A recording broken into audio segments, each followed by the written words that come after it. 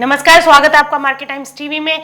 अब खबर कैस्टर्ड से जुड़ी निकल कर आ रही है। अब तक की सबसे बड़ी खबर जो कैस्टर्ड को लेकर निकल कर आ रही है कि चीन जो है भारत से कैस्टर्ड के बीज की ज्यादा खरीदारी कर रहा है।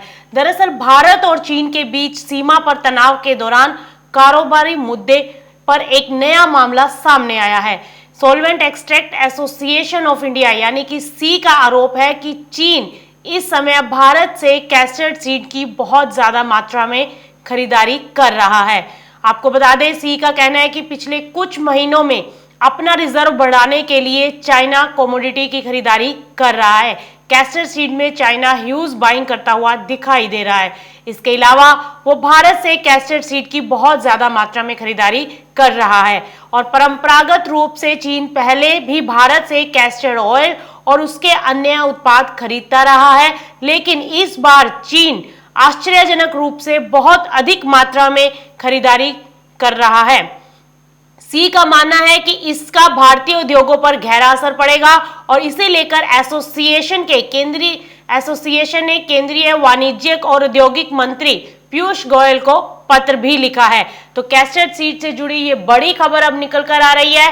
सी ने आरोप लगाया है कि चीन इस समय भारत से कैस्टर्ड सीड यानी अरंडी के बीज की बहुत ज्यादा मात्रा में खरीदारी कर रहा है। वो अपना स्टॉक बना रहा है, वो इसे रिजर्व करके अपने पास रख रहा है, जिसके चलते हमें कैस्टर्ड सीड की कीमतों में उछाल देखने को मिल रहा है।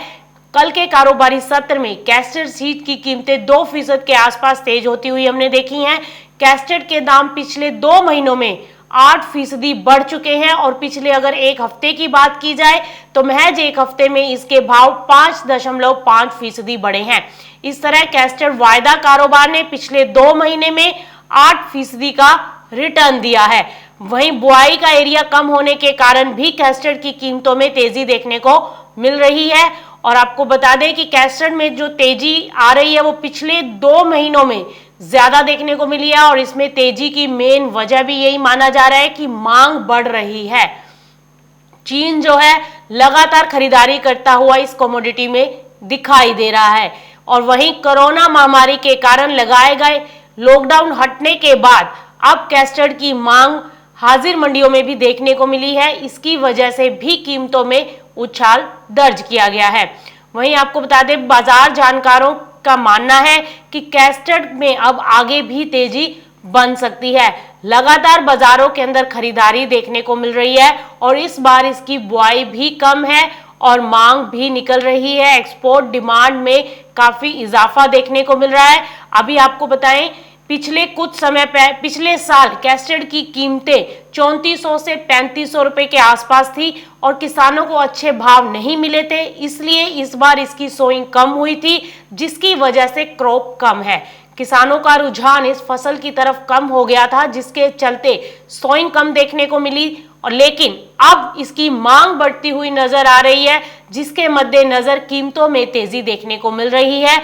व्यापारियों का, कारोबारियों का अब ये मानना है कि यहां से कीमतों में और भी उछाल देखने को मिल सकता है।